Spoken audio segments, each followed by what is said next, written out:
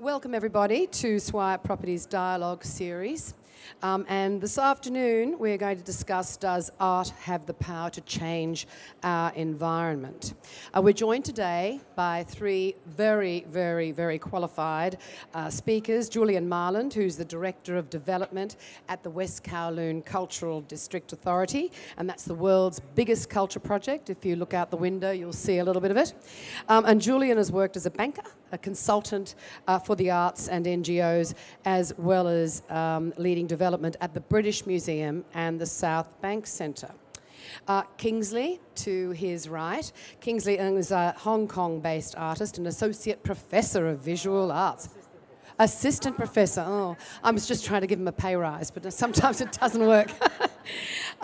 Kingsley often works with the ephemeral and the intangible, such as light, sound, space, and time. And his work explores a variety of environments. For example, After the Deluge, which is a recent installation, was presented in an underground stormwater tank. And Hong Kong's Secret Garden, which is still on show at the moment at the former Victoria Barracks, is an immersive installation for nighttime experimental journeys, which sounds probably a lot sexier than it really is, but doesn't matter.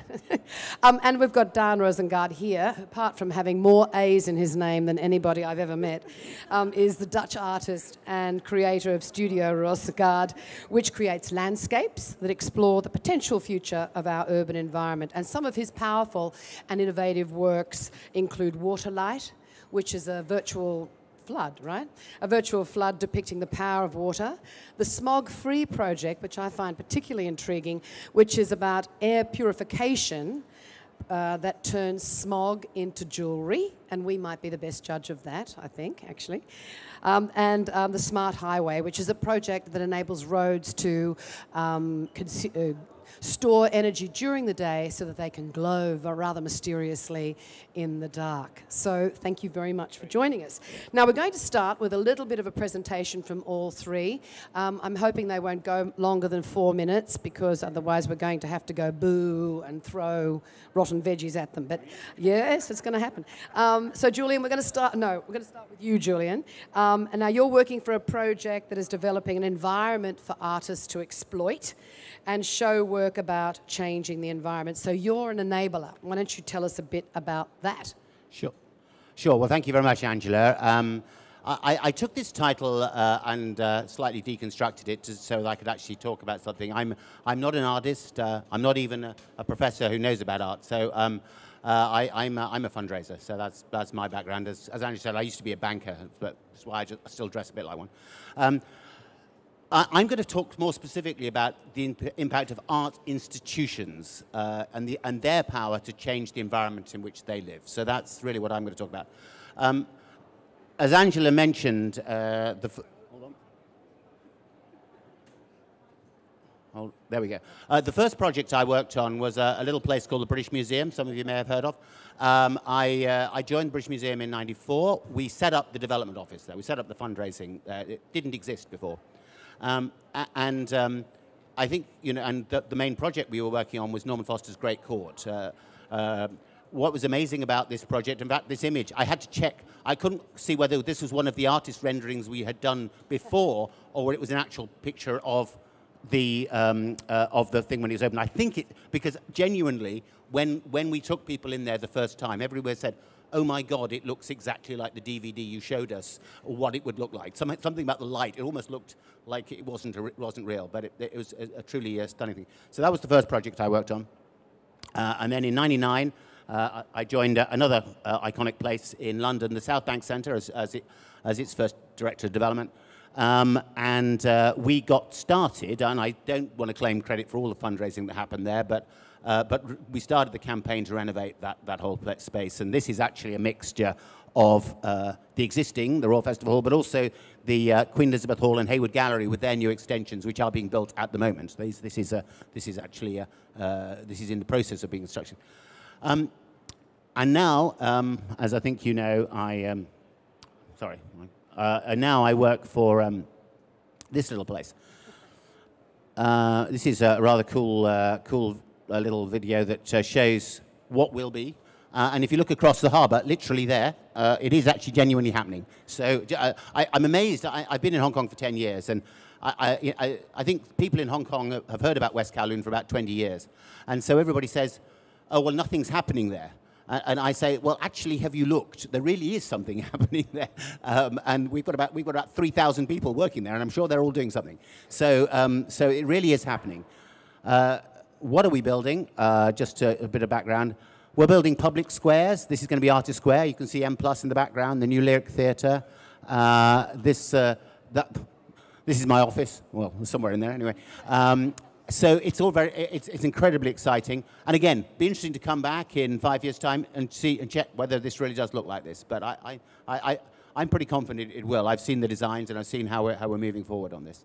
You know, we're creating an art park. Okay, again. This shall be opening up later this year, hopefully in September, at least partially. Quite a bit of it is already opening. We're opening some more walkways in April, literally in a week actually. We'll be opening some more of the harbour front and the walkways through the park. We're still waiting for the grass to grow, is the honest truth. The real challenge here is actually a horticultural rather than horticultural. But this is we got West 8 designing this, so it's cool. And this is too quick to take you through all of this, but this is what we're building. We're building a lot of stuff, and it's the most exciting arts cultural development in the world. Everyone outside of Hong Kong gets this. The only people who are skeptical about it are the people here in Hong Kong, but we're working hard to change opinions on that. And then finally, of course, M+ itself, which, given we're here at Art Basel, that's the most important thing that's going on. So, lots to talk about, and I'll get onto my thesis when Angela asks the question a bit later. Thanks, Julian. Kingsley, we're going to load you up, I think. Have we got some slides for Kingsley? Yeah, it's coming. Well, that was incredible. Like, Kick off. Yeah. Real projects and really changing the environments. But I think a lot of my role is not necessarily changing the environments, but changing the perception of environments. And let's see. Well, one of the projects, maybe some of you who have been to Art Basel last year might be familiar with this work, where for the previous edition of Art Basel, we featured 2 moving trams. It looks like Rothko, actually. It will come. I'll just speak a little bit of it. And you can see the reflections of yourself. That's right. But that is actually the intention, too. Because for 25 minutes older, it's a reflections of what we see through the camera obscura. So some of you have been to this project as you're in a tram and you see the whole city upside down and left side right, like through a mirror. And how do we kind of reflect on our everyday existence of our changing city? So I'm just going to play a quick clip for those who might have not seen this project. No. There it is.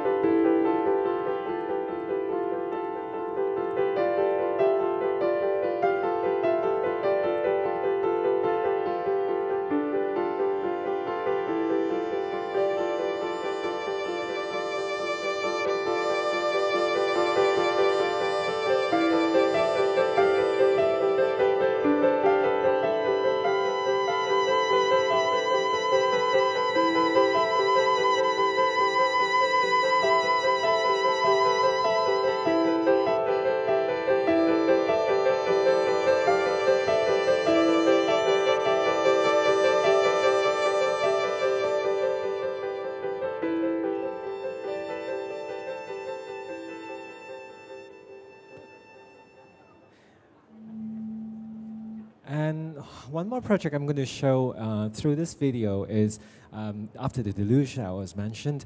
And in terms of changing environment, well, the environment is there, which is, I don't know if some of you are aware that in Mongkok, there is a water tank the size of 40 Olympic swimming pool, and it's underground 10 meters.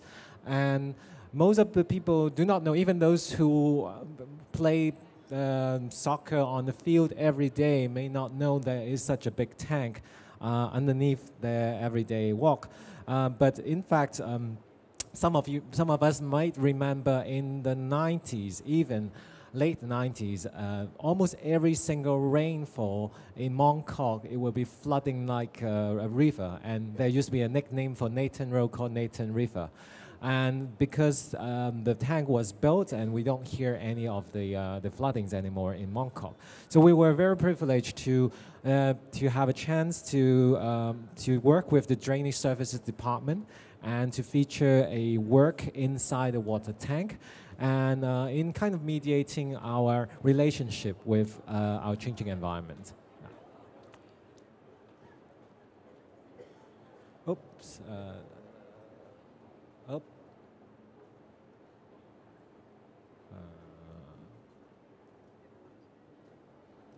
Okay.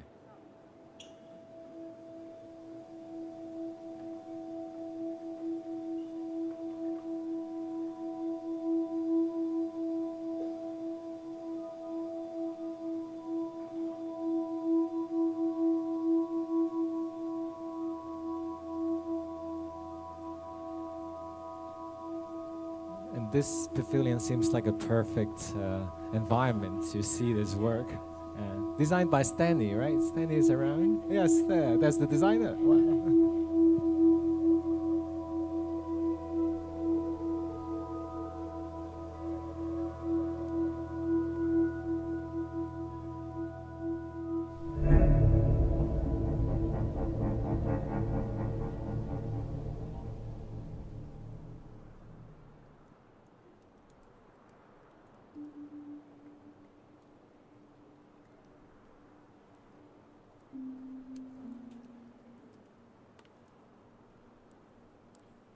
So it's a 40 minutes experiential journey, including the parts above ground. And through a long tunnel.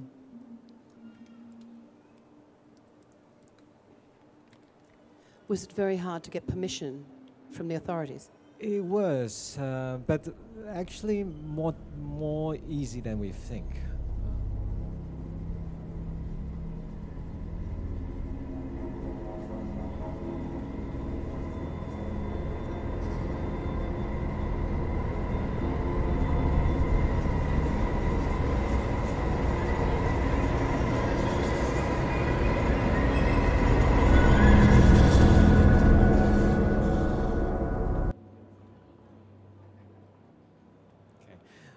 I think I will not talk about this project. Yeah. Okay, that's good. Thank you. Thank you very much. So, Dan, can you tell us a little bit about your thoughts on the topic and also why you felt compelled to start Studio Roosegaarde and instead of encompassing that work as under the title of artist? Yeah. Well, I think following what the fellow speaker said is that I think we live in a world today where there's not so much a lack of money or technology, but rather a lack of imagination. And maybe that is the role of the art and design and architecture to trigger that. So to maybe explore that a bit, I want to address two big global challenges we are in today. One is rising sea level, water. You're also part of that here, as you know. And two is pollution, air pollution. So as you may know, I'm from the Netherlands, so we live below sea level. So without technology, without creative thinking, we would all die. We would drown a horrible death. And it's very interesting, because if you think of it, if we would have been very practical, we would have just moved to Germany. Yeah. Who fights against water? You know, you have to be a bit, but we don't, and we stay for more than 1200 years already. But sometimes even the Dutch forget, and that's why we made waterlicht. This is a combination of LEDs and lenses which show how high the water level would be because of rising sea level. So it sort of shows as a virtual flood what happens if we're not aware of our changing environment, if we don't invest in new ideas, it goes wrong. So on one hand, people, this was Museum Square in Amsterdam, it's been traveling around the world. Some were a bit scared and they left. They were like, ugh, we experience floods, we don't like it. And others were mesmerized. Can we make floating cities? Can we generate electricity from the changing in tide? So maybe this is the true role of art, that it creates a collective experience where we share a vision, share a curiosity, and work together to think about how we want the future to look like. And we just launched this last week, 4 days ago, in New York, where we flooded United Nations. This is the most protected place in the world. It was 2 years of work, of license. I won't bore you with that. But anyway, so we flooded 400 delegates. And on one hand, this was very traumatic because they experienced Sandy, 2012, where literally New York was flooded. But on the other hand, this is a nearby reality for a lot of places around the world. So again, use creative thinking to create experiences that activate people.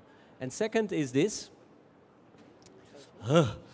Beijing, I love China. I mean, I worked there many years, and I mean, it's fascinating. But somehow, our cities, not just Beijing, but our cities have become machines that are killing us. Oxford Street, London, 22 cigarettes per day that you inhale passively without the pleasure of the nicotine. I mean, that's a bad deal. Anyway, so I was looking at my room from Beijing 5 years ago. This is RAM CCTV. Where are you staying? None of your business.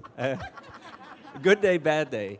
And so I think this is a very sad image because, again, somehow our desire for progress creates side effects that is hurting us. We live 8 to 9 years shorter. Children have lung cancer when they're 6 years old. So at this moment, I became inspired by Beijing Smoke. It happened. Yeah. So I remember when I was a boy playing with a plastic balloon, and you polish it at these boring children parties you have to go to, and you polish a plastic balloon, it becomes electrical, aesthetic. It starts to attract your hair.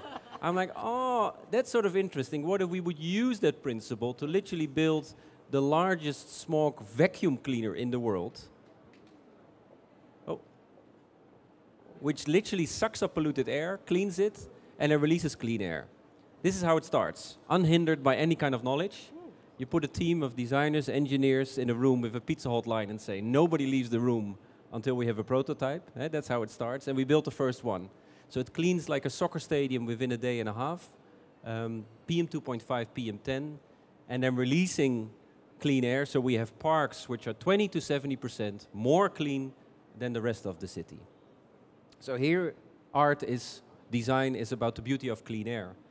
The locals in China, we've launched it, many of them are calling it lovingly the clean air temple. So of course one tower will never solve the whole problem of a city. And of course we should invest in green technology as well. But I think there's a notion of hope and there's a notion of readdressing beauty. And final thing, this is the stuff we were sucking up from the urban skies, in Poland, in Delhi, in Rotterdam, in London, in Beijing. This is Beijing Smoke. 42, this is in our lungs right now. Also if you live in Hong Kong. Not good, not good.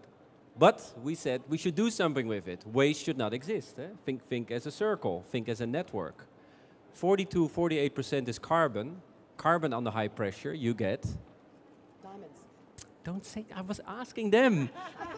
I'm so competitive, I have yeah. Diamonds, very good, very good. Oh, thank you. And so we're like, that's interesting. So we, inspired by that, we compress it for 30 minutes. And so by sharing a ring, now you're not getting it. Now you're not getting it. So by sharing a ring, here you go, you can show it around. You donate 1,000 cubic meter of clean air to the city where the tower is in. The Kickstarter, the finance we made with the Jury, helped to build the first tower. So it's part of a new economy. But what is the best? And to conclude, we're talking about art to activate. It's not, again, money is everywhere, imagination less. These are photos that were sent to us a couple of weeks later. This is community, where he proposes to her with the smoke-free ring. That's like the one ring you don't want to lose. Like this was unimaginable for us. When we were designing it, we're like, who's going to wear Smaug at his finger? But he proposed, and what is also good, we checked, she said yes. Yeah. so let's say yes to imagination, and I think if we start thinking like that, there is still a whole world to be explored. And I think the collaboration with being here at the Art Basel, but also with the Swire people, the notion of public space as an activator for urban innovation, yeah, that's the way to go. Very simple. So what you're saying is that art can be a pump tool for rejuvenation. Is that what you're saying? No, it's the DNA. It's where things start. You want to have a space where people feel connected. But you also want to have, I mean, cities are stuck. Traffic jams, air pollution, light pollution, sound pollution. So we need to approach it from a different angle. And I'm not saying art should only be functional, but it can trigger people to look at things in a different way. It's not waste, it's a ring. And I think that's incredibly powerful. And also, but it's very personal. I don't want to be hide in a white cube with a sign, please do not touch. And even as a boy, I was always outside, never inside. So it's a whole new arena for experimentation, for exploration, for expression. And that's fascinating. Okay. And of course, it's interesting that you're here in Hong Kong, because Hong Kong is a place that I think has changed dramatically over, well, I've been here more than 20 years, but over the past 20 years we've seen the art and culture landscape transform. So, and there are some people that would say that there are parallels to be drawn between Hong Kong and other capital cities around the world. I mean, for example, Julian, you might want to say something about parallels you could draw perhaps between London and Hong Kong? Yeah, sure. Before I do that, I just wanted to pick up actually on what Daan was talking about, because, you know, we at West Kowloon, we completely, well, we very much embrace that. We're putting, in fact, we're putting the people back to the center of the city, because we're putting the traffic underneath. Oh, yeah. Right? I should have actually had a shot of showing how that's one of the key interventions that happened in the Norman Foster Master Plan, was to put the traffic underneath. So when you come to West Kowloon when we're built, no cars. We'll have a couple of electric autonomous vehicles to ferry people around. We're actually testing that out. We'll have bikes, but no vehicles. All the vehicles go underground, and that's the way it should be. Very, very cool. It's very expensive to do, incidentally, but it's worth. No, what is expensive is if you live 6 years shorter. Exactly. That's really expensive. Exactly. Yeah. So anyway, I just wanted to say that, and there's a number of other environmental, specifically environmental initiatives that we're taking. So, and again, and that probably wouldn't have happened had we not been this cultural district, right? So that, I think that's important. Sorry to interrupt, but is that something? It's a conversation. Is that something that would have happened 20, 25 years ago because people were less aware? Do you think? I'm sure not. I'm sure not. I'm sure not. They hadn't reclaimed the land anyway. Land didn't exist 20 years ago. No, but the thinking about sort of making environments which are good for people. That's what I mean. Is that? No, I'm sure not. And still in Hong Kong, we still haven't really got there on this. We're hoping that West Kowloon, we can be an example to the rest of the city on a number of areas: disability access, environmental, traffic-free, even silly things like, you know, you can be served at tables while sitting outside. You know, this is a radical new idea here in Hong Kong. So, you know, there's a lot of interesting no fences, you know, keeping you from going onto the rocks by the harbour. But I wanted to come back, sorry, to Angela's point. I started working in London in 1984 and moved here in 2008. So I had 24 years living in London. And during that period, I really saw the transformation of London. And everybody, of course, today thinks of London as one of, if not the greatest cultural metropolis in the world. I mean, it's almost a kind of given. It really didn't used to be like that. I'm old enough to remember what it was like in the 1980s and 90s. It really wasn't. You didn't think of London in that way. It was a business city, had some good theatre, but it wasn't that kind of cultural metropolis in quite the way it is today. And you know, now there's been a huge transformation, and that happened, I think, because of the rejuvenation and creation of arts institutions. I think that was a huge impact. So the project, a couple of projects I worked on, the British Museum South Bank Centre, but also, of course, Tate Modern, very crucially, the V&A, the renovations, the Royal Opera House, you know, a number of interventions in big arts institutions, and then spawned off other smaller arts institutions and a whole commercial, so that now London is, is one of the great art cities. And I agree, because I work with these institutions. What I think is very powerful from a city perspective is that, in a way, you're redefining beauty. Eh? Maybe beauty is not another Louis Vuitton bag or a Ferrari or a Rolodex, with all the respect for these great brands, but more clean air, clean water, clean energy.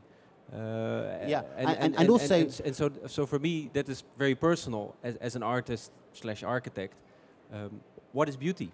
Yeah. What is beauty? And that definition keeps on changing. I think that's fascinating. And also, I mean, if you look at this, if you look at the numbers, I'm sort of more a numbers guy. Art contributes. If you look at the GDP of London, so about 12% of that comes from the cultural and creative industries. The equivalent figure here is about 5%, right? So, and it's about the same in terms of proportion of people employed in those industries as well in both cities. So about 12% in London and about 5% here in Hong Kong. To me, that shows what a huge opportunity there is here in Hong Kong. Hong Kong, we have a problem with youth alienation, with people worrying about dead-end jobs, et cetera, et cetera. The cultural and creative industries can produce a lot of high-quality, interesting jobs for young people, and that's a whole issue. So I'm personally very excited about what West Kowloon can do, both directly and indirectly, as a catalyst for Hong Kong over the next 10 years. So you're a number guy. You're a number guy, no? I try to be. Yeah. So can you tell me what is the price of clean air? I'd have to think. No, I'd have to think about that. But you probably could work something out. Because I think that's very fascinating. Because we live in an economical time which is about money and time. Eh? But at the same time, we want clean air, clean water, clean energy. But what's the price? How do we validate that? I think that's incredibly fascinating. Well, you're commoditizing it, right? You're commoditizing clean air, and that's what you're doing with your jewelry, I suppose, as well, on a very small scale. We don't know how to really value it. So we think it's really important, and I think the moment that is not done properly, and I'm also talking to myself, and not just to you, but to all of us, we will never create the true impact that we desire. Yeah. So, Kingsley, what do you think about Hong Kong's birth? I mean, obviously, just your entire lifetime, you would have seen a completely different attitude to culture in Hong Kong. I mean, how do you feel about the burgeoning of interest in the arts here? And do you think it ultimately will change the public's view about our environment? What do things like the sculpture park mean to the average Hong Konger? What about your project in Mongkok? I mean, what does the average Hong Kong person think about that? Well, that's a very big question. But, yeah, you got a minute. Yeah, 1 minute. Well, I couldn't speak on behalf of the whole community, but... you could try, go on. Well, but I mean, at the Academy, it has started 11 years ago, and I think a lot of people might also know, in the old days there had only been one studio arts fine art program in whole Hong Kong, which produced 20 graduates a year, approximately speaking. That was only up till maybe 10 years ago. And now we have, even at the Academy of Visual Arts, we have over 100 graduates, BA level and 20, 30 MA and PhD and so on and so forth. And so it is really changing. But what are they doing with that education? Are they staying in Hong Kong and working on projects, or are they leaving Hong Kong because there's more funding? What do your graduates do? Well, it's still quite early days, but certainly a lot of our graduates are also working for like West Kowloon and at the fair. Like even yesterday, like every corridor I bump into is like maybe ex-students or current students. They may be telling me that, well, I'm not coming to your class this Thursday because I'm working at the fair. So yeah, it is really changing and in a very positive way. Earlier today, I was listening to Anthony Gormley, the artist, the sculptor, speak at another event. Not as good as this one, of course, but another event. And he was talking about the fulcrum of old colonial world and the future is something that's happening here in Hong Kong right now. You're seeing a lot of ebbing of the old ways and an arrival of the new way of thinking and a new way of working. Although I look out that window and see that construction, and I've been looking at that kind of thing for 23 years. So, but how do you feel about that? Is Hong Kong at an inflection point where the environment is being shaped more by culture? What do you think? Yeah, what do you think? You've been visiting here for a decade. Yeah, well, Shenzhen is here, and you feel Shenzhen when you're here. So that wasn't there 5 years ago, maybe 10 years ago in that way. So I think, yes, it's here, but if Hong Kong does not invest in new ideas, in new experiments, in new statements, it's a tough one. I'm being very simple. I love it. I love being here. I love the energy, and the fair is great, and there's some great people here, and like Polytech is of course also very good. But space for experiment could be more. So are you going to have space for experiment at West Kowloon? Yeah, I hope so. Yes, we'll do lots of. Well, you are now. Well, yeah, lots of commissioning, lots of trialing out of new ideas. I think one of the, I mean, obviously, I'm very much an optimist about the future of Hong Kong, and one of the reasons is that, I know there's always huge. I mean, if you compare it to China, where stuff gets built much faster, let's be honest, much faster than happens here in Hong Kong. Now, then you analyze, well, why is that? Well, kind of decision-making in China tends to be frankly, a bit top-down. Somebody at the top says, right, there shall be a museum. And there, 2 or 3 years, is a museum, right? In Hong Kong, we, for better or worse, we have a much more collaborative, inclusive, community-wide engagement, architectural competitions, lots of debate, lots of bringing in experts from around the world to advise copyright. us on these. You have copyright here. That's great. Yeah. Well, yes, and that doesn't, so that means it takes a lot longer, but I think it means we have a better chance of getting it right. One of the challenges in China right now is there's an awful lot of museums with not much in them, a lot of concert halls where nothing much happens. And that's not going to be a problem for us because we're building the institutions. The least important thing we're doing is the buildings, right? We're actually, M+ has been operating as a museum since 2012. Last NITFA was appointed in 2011. So. And when did Uli Sieg donate his? He didn't. I think that was 2015, something like that. Okay. I'd have to check, but it's around that. So yes. So and we've been lending out his collection and other collections that we've acquired to other museums around the world for the last 2 or 3 years. We are functioning already as a museum, even though we're still 2 years away from actually opening the building.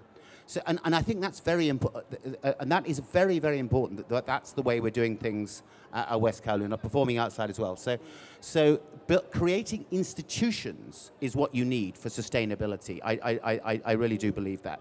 In order to give those public spaces, and I think there are lots of people in China are looking at West Kowloon to learn, we can do the building bit, but this institution building, and getting expertise from around the world, from people who've kind of done this stuff before, that is something that we're developing ourselves, not just for ourselves though, but I think for the whole of China, indeed the whole of Asia, where this is a real need. So that's one of the reasons why I'm excited about West Kowloon, is that we can be an example, not just to people here in Hong Kong, but throughout the region. So I think it's pretty unanimous from our speakers that yes, art does have the capacity and power to change our environment. So has anyone in the audience got a contrary view or any view at all? Would you like to ask a question? Gentleman just there.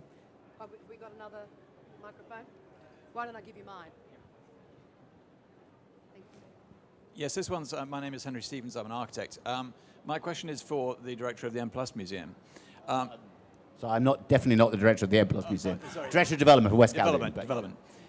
And that is this, is that you're a statistician, and a few years ago I read that just to throw a number at you, roughly in Hong Kong about only 20% of the population pays tax, and that is because a large part of the population doesn't actually have enough money to participate in a major way in certain forms of cultural activity.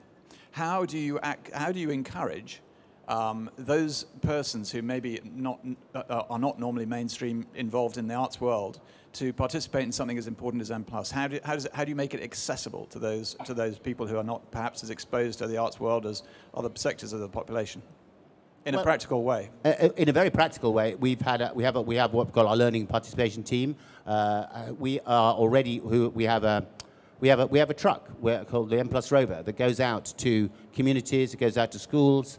It allows people to interact with the art.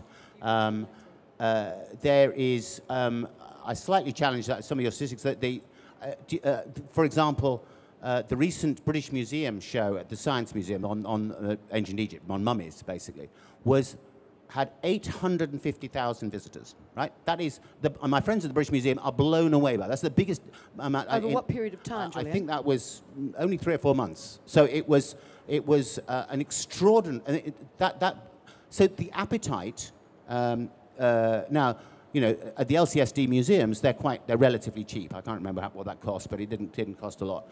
But I don't think that, I am actually not too concerned about that. The most popular performing arts form here is Cantonese opera, which is not subsidized. It's run commercially, and it's the most popular performing arts. And that theatre is opening at the end of this year, right? Yeah, and that theatre. So I'm not remotely worried about people coming to that. You're specific, but yeah, it's about doing the things that good museums do, about community outreach, about working with schools, about working with groups, and it takes, you know, it's hard work. It doesn't just happen. You've got to have a team who knows how to do that, who draws on best practice from around the world,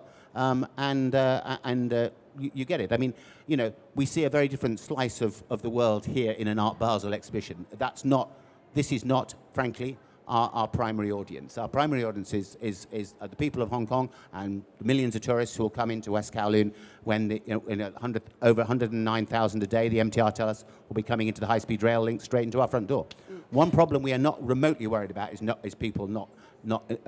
is too few people coming to West Kowloon. Yeah. Actually, in a microcosm, just the Harbour Arts Sculpture Park, which is just over there, so if you haven't been to it, please go and have a look. It's fascinating. It is the importance of that is the matching of the educational element with the display of the sculpture, and I think you can't have one without the other here, and you've just got to start probably from a very basic level, but and that's something that we've been involved with at the FT, and I know many other people attending here today. It's basic, but we have to start somewhere, and I think Hong Kong people value education and value international experience, and I think that that's something that they'll be happy to embrace with both hands. Allow me to jump in as well. Yes, I think you're the local. You jump in. Well, along the conversation and the questions raised by the audience here, after the Dilution, we didn't have 800,000 people visiting, but we had rather encouraging feedback from the locals, and around 10,000 people attended, which it's already over our capacity. And it's very interesting, the reasonings of why people wanted to go see the work. A lot of people are more curious about the tank itself, of course. You don't get to go to the tank so often. But also how sometimes it's the local who were able to tell us the most beautiful story. One elder, I really like this story. One elder woman, she tried to walk in 3 times to our work, and at the 3rd time, finally we have a place and we can let her to come to see the work. And after the show, she was telling us that, well, actually it's her daughter who tried to book a ticket for her, but she couldn't, and that's why she wanted to come. But why did she wanted to come? It was because the daughter's kindergarten used to be just next door. And every time when it rained, the mommy would carry her on her back, walk across the water and go to school. And that was the reason why they wanted to come and see the work. And I think a lot of the community engagement through the arts has a lot of that potential. Personalization, Yeah, and for our work, a lot of the time it's to open up these doors. And a lot of the attendants, after they've seen the work, they are very curious about going to other art shows, because that might be their first time going to these kind of events. And so, yes, for Secret Garden, it was booked up in like a few minutes time for the public tickets launch and so on. So we are developing the audience as well, and I think it's a very important part. And of course, the audience that you're developing feeds into the enormous capacity that you've got at West Kowloon. I mean, it's as you're saying, the content has got to grow to meet the capacity, right? Yeah, absolutely. And I mean, our hope is that this will inspire many other projects like Kingsley's. We don't expect to be the only thing. If we're the only thing going on in the cultural sense in Hong Kong, then that will be a failure. We have our role at that sort of Central Police Station has its role. You've got the Central Police Station, you've got Asia Society, you've got what's going on in Kowloon East. You've got also, I mean, there's a lot happening, and that's what I'm most excited about. It's not just West Kowloon. I think we're the biggest and best known project, but we're not the only thing going on here. Exactly. Can I have another question, please, from the audience? Don't be shy. This gentleman here. The Smaug Tower. Good seeing you again, by the way. I heard your talk at PolyU a few months back. Yeah, I was here. Yeah. Yeah, but it seems to me the Smaug Tower would make more gemstones when it's really smoggy. I mean, and if the air got really clean, then you're out of business with the gems.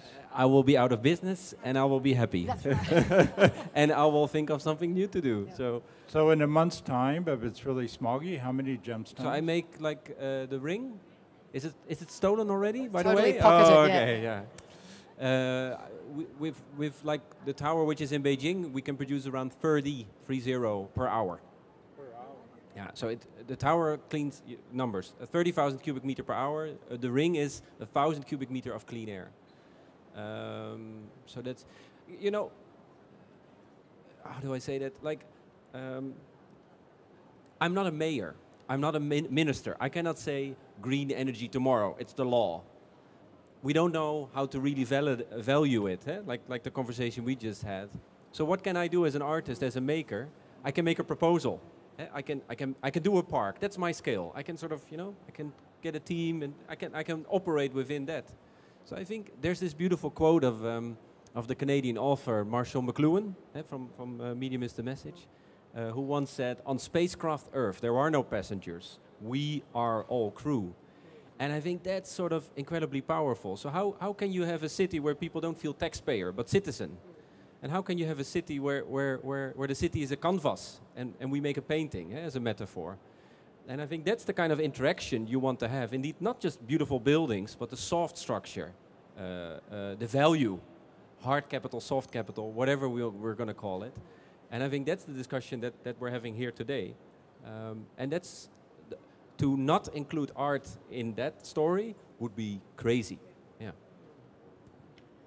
Another question, please. So the art needs to be sitting on table to with the developer, with the and say, okay, let's the city is a canvas, let's make a painting. Yeah, sorry. We've got another question from the audience. I've got plenty more.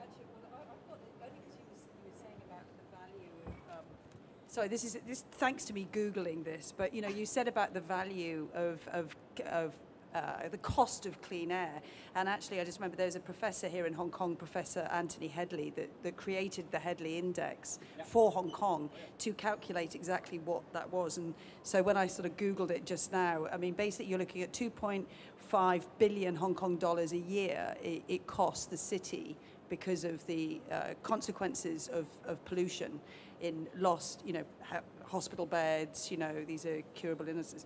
So and I just thought, imagine that percentage. So we're already paying the price. You're already paying the price massively. Yeah. So obviously, in your question is like, imagine using a percentage of that to creative thinking, or even giving some of that and having artists as part of that conversation of creative thinking. So for me, a good city, because we're talking about city, includes these kind of hidden elements when it makes decisions.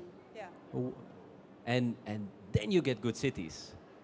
Yeah, I mean, when you asked the question, I was pretty sure there was somebody had done the calculation. I just didn't know it off the top of my head. Sorry, and I put you a bit on the spot. Sorry about that. But sorry. I should have flashed it up to you. Then you'd have remembered. Yeah. Other questions? Yeah. Sorry. Oh gosh. Oh no, you already had one. Double dipping. So I think you're a treasure for Holland. Is the government supportive of you? Do they give you like a startup area where you can work on new ideas? And In which country? And my well, country, he's the from Netherlands. Holland. Well, no, we get commissions. So there's no structural subsidy or funding, which I'm perfectly fine with. I want a context. I want a partner, I want a client, I want a deadline, I want a budget, I want to have a lot of people telling me it's not possible, and then we get to work. Yeah. So It's way more fun. funded the China projects? So we did. So what we do is 60% is commissioned, like a museum, like M+, or a developer, or a mayor, or a property developer comes to us. Okay, can you? But 40% of the project that we do. So I have 26 people now. So it's the same size as Olavoor or like the art studio. 40% of the project that we do is self-commissioned. So we take the profit that we make and we invest it in our own ideas. So Smaug Free, the first year, we paid for it. And then it's very funny because in the beginning there are always people when you do something new, not you, you're okay, but there are always some people who say it's not possible or it's not allowed. And you know what they say in the end when it's finally there? And you will have the same with M+, and the whole West Kowloon development. You know what they say in the end? They say, I did it all by myself? No, more annoying. What's the most annoying thing that... I always have to answer the question. Well, you're the smart one here, so... I had that experience with Smaug Free, but other projects as well. First they say it's not possible, not allowed. And then in the end they come to me and they sort of, oh, that's a good project. Why didn't you do it before? And we're like, oh... Yeah. So I would love to have these kind of conversations more. Yeah, well, we obviously already have that a lot with West Kowloon. The other thing I get from West Kowloon is, wow, this is, when I tell people about what's really going on, and they say, well, that's amazing. Why don't I know about this? And I kind of, well, maybe you haven't tried to find out, I mean, it's not exactly a secret that what we're doing over here. So it's a weird one, actually. How is the funding going to work for West Kowloon once it's, since you're the development director, how is that all going to work? We're not going to talk about money. Yeah, we are going to talk a little bit about money. You're the one that said you liked having a partner. Just how's that going to work? I mean, at the moment it's primarily government funding, but I imagine that increasingly the proportion of private sector money is going to that's going to go up and up and up. So sure. Well, I mean, when's the tipping point? When's the tipping point? It's a gradual process. I mean, so just to explain for those of you who maybe not from Hong Kong, don't know the background, the West Kowloon Cultural District Authority, whom I work for, was actually established in 2008, and when it was established, the government gave an initial endowment of 21.6 billion Hong Kong dollars, which is roughly 3 billion US. So huge amount of money. And with that was to build all of the arts facilities that were thought of as part of that project. Now, they then commissioned Norman Foster to do with the master plan, and then that's when the basement idea came up. So that already kind of doubled the cost, right? I mean, to build a basement and then put the arts facility on top of that. So the government said, okay. No, it's cheaper because it makes people more healthy. Yeah, so, yeah, sure. You still have to pay the builders, though. So anyway, so the government said, okay, well, we accept that was an additional cost, so we'll pay. The government is paying for the construction of the basement and some other connecting infrastructure works, in addition to the original 21.6 billion. And then the third element, crucially, was that they have now given us the commercial development rights. So about 60% of the gross floor area that we've been given is actually for hotel, office, and residential developments. Right, this is all part of the West Kowloon district, which is, of course, Hong Kong's DNA. Which is absolutely and that is fantastic, because that means long term, and I mean 30, 40 years time, we will be in a very strong position financially. We will be able to support all of those arts facilities, arts activities going on, because as we all know, running museums, running opera houses, running concert halls, running theatres, this is not a way to make money. It's the more successful you are, the more money you burn, basically. So you need to have an income source. Now, normally that's the government, but actually the government is really only giving us this one-off amount. They're not giving us annual operating money. That's it. They now expect us to live by our wits, by making the best use of doing the best deals with developers for the commercial developments, by obviously having appropriate retail and dining, etc., etc. and fundraising.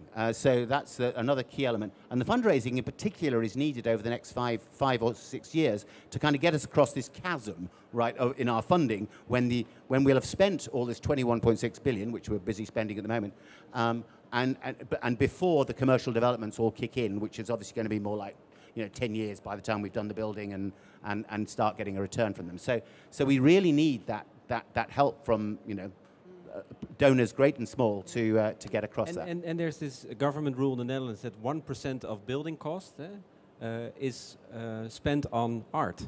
So maybe you should reintroduce that rule for the Hong Kong artists here. Have you met Hong Kong developers?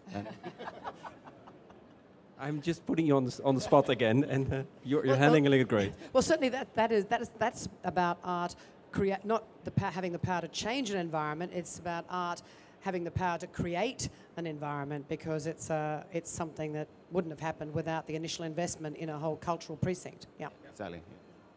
I think we've got time for one more question. Can we have one more question, please?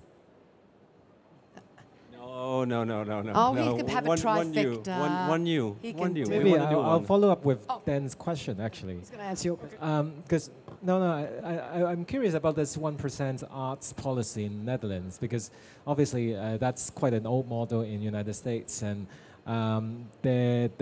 for a whole generations of public sculptures that were kind of born from this kind of 1% arts policy. But there's also quite a lot of criticism about how it is becoming maybe eyesore and so on and so forth. So this model had been quite an old model, and as Netherlands, quite an innovative country, I imagine. How is that 1% policy? Maybe it's different. Yeah, it completely changed in that way, because maybe we can learn from that. Yeah, I think it completely changed. So, oh wow, now I'm becoming really, really practical. But okay, that's fine. So, if you do projects that are innovative or artistic, interesting, whatever you want to call them, and you can convince the committee of that, you get a tax reduction. You don't pay tax, or you don't pay, how do you call it, employee, the insurance, etc., income tax, etc. So it's not like they give you finance, but it's more like if you do certain things, and it's of course very subjective, but if they think... It's like a rebate, yeah. Yeah, you have to pay less tax, and I think that's more interesting, because it's sort of, I don't care about the finance, but I want to grow. Or I want to have more time, or better people, or more space for experiment. So that's sort of a shift from I give you money to more you do something, and if it's good, you have to pay us less. It's a different logic, which I think is interesting. Yeah, it's sort of a challenge and an exchange, rather than them giving you something and you say thank you. How possible do you think that would be in Hong Kong, Kingsley? Well, the challenge is, I think a lot of people, it's kind of speculating on this 1% policy, but the difficulties is a lot of public arts and community arts is going to more kind of like the process-based work, as opposed to something that is very physical and that is kind of global tendency anyway. And so finding a new model of funding, it's a big question at the moment. If I could just add to that, I think things are shifting. I mean, I was joking about Hong Kong developers, whom we all know and love, but I think it, yeah. We're sitting in one of their lounges. Exactly. I mean, so and quite seriously, for those who don't know Hong Kong well, it's true our tax rates are here are very low, but instead we pay in a different way. We pay through our rent, right? If you've ever tried to rent, whether it's your flat or your office or your shop or whatever, you pay through the nose for rent here in Hong Kong, and it's all connected, because that's how the government makes its money, through land sales, which they charge a huge premium to the developers, who then charge the people who rent it. So you pay a different way here in Hong Kong. So, but and as a result of that, developers are incredibly sensitive about the use of gross floor area, GFA. They're completely obsessed by absolutely maximizing that. That's why all buildings in Hong Kong are very boring, because the most effective way to use your allocated GFA is to build a tower, a box, right? I mean, that's, anything interesting, you're wasting GFA. And it's become a problem here in Hong Kong for the art world because the galleries, for example, they all want to have swanky places in Central. But, you know, you've got a 4-meter ceiling maximum. So that's why H Queens has been so successful. Which is why H Queens absolutely has been a big success because Henderson said, you know, was persuaded you can afford to give up some GFA. Maybe you could make it 5 meters, you know. And they were skeptical, but when they realized they could let it out to galleries at more than the law firms and the banks who normally occupy these offices pay, suddenly all the developers said, oh, you mean we can actually make money from this? Oh, okay, now we're interested. So you know, it's a bit. I mean, what I'm saying is they haven't particularly changed their stripes, but they have realised there's a real commercial opportunity here in art, and you know, there's a new asset class in town. There right? you go. That's it, and that's not a bad thing, right? So you know, that's one of the reasons I'm pretty positive about it because, and I think we'll hopefully see some of the galleries opening up in West Kowloon in a few years' time because when we have M+, where are they going to be? They're going to want to be next to M+. Great. So that was a pitch for... pitch for any galleries. We've started talking now, right?